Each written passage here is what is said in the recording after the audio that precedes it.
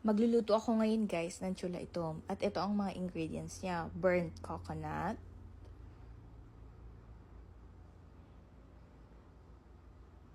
Luyang dilaw. Luya. Siling haba. Sili. Tanlad. Sibuyas, bawang. Saka paminta. So ilalagay ko lang yung mga yon sa food processor maliban sa bawang at sibuyas. Pati paminta kasi gigisahin ko sila mamaya.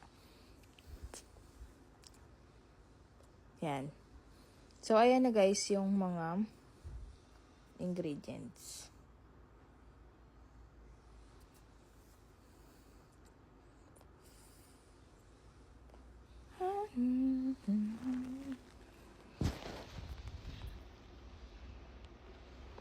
Ini-wait nyo lang na magiling siya ng pino. Ito pala guys yung gagamitin natin sa pagmamarinate ng beef. Pagmarinate ng karning baka.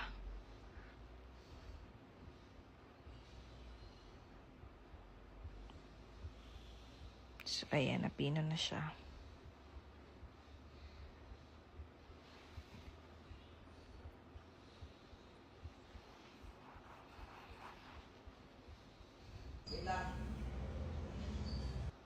So, ayan siya. Ngayon guys, ay imamarinate ko na yung beef. Tatanggalin ko muna yung tubig. Kasi kakahugas ko lang dyan sa karne.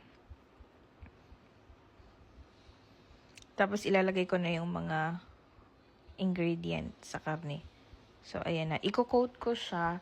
Tapos, ang ginawa ko pala dito guys, pagkatapos kong i-coat, ay nilagay ko siya sa ref. Hindi ko na na-videohan.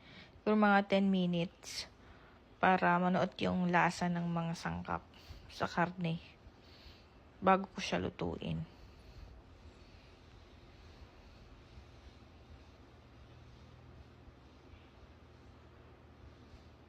Yan, iko-coat ko yung karne.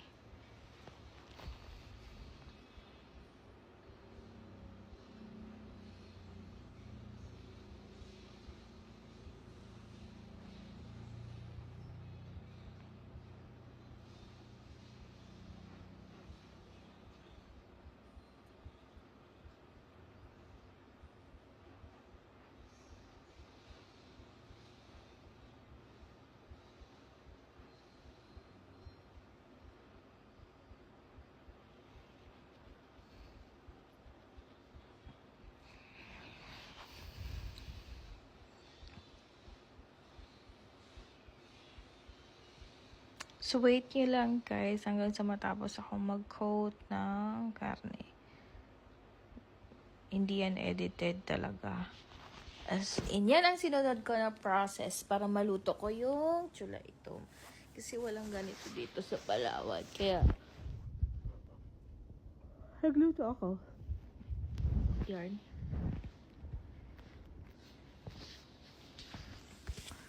Yan, pagkatapos nun, minarinate ko na yung karne. So, nilagay ko yun sa ref. Wala lang ang video. Ang ginawa ko naman ngayon ay magigisa ako.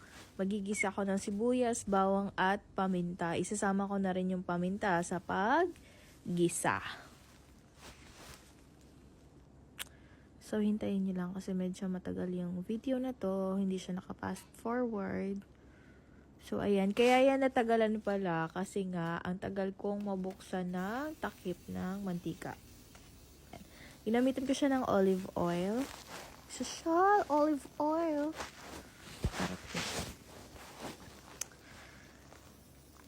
Tapos, nagisa na ako dyan ng bawang. At sibuyas. Ayan. Ang tagal din ng sibuyas. So, ayan na siya. Ayan na yung sibuyas.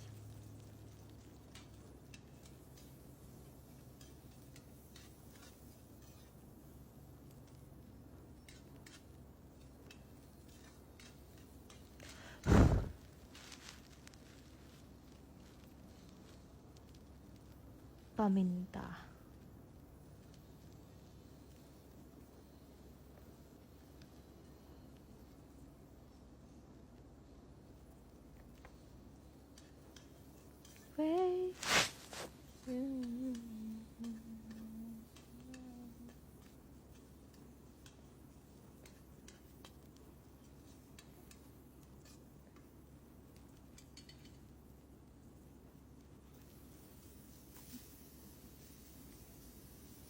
Yeah, wait yan guys. Nagisa-gisa lang ako. Gisa, gisa, gisa, gisa.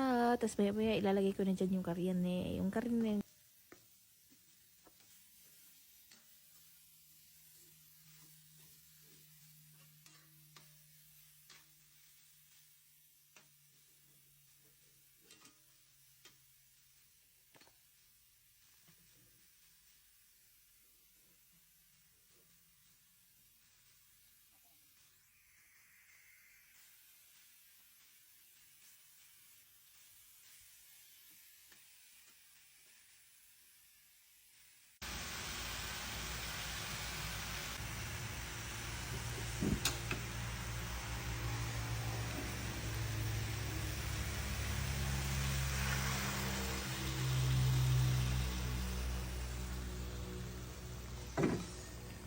So, naglagay ako dyan guys ng tubig. Pinakuluan ko lang yan siya.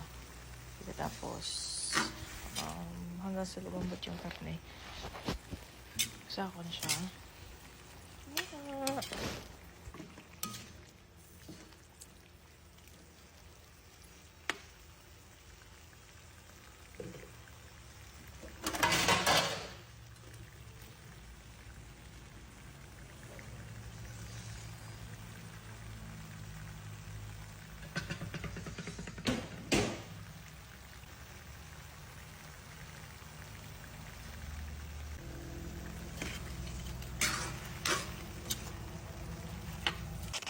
Ito na siya guys. Yan, ang sarap niya tignan. So, ayan, kumukulo na yun. Nilagay ko lang talaga dyan yung mainit na tubig.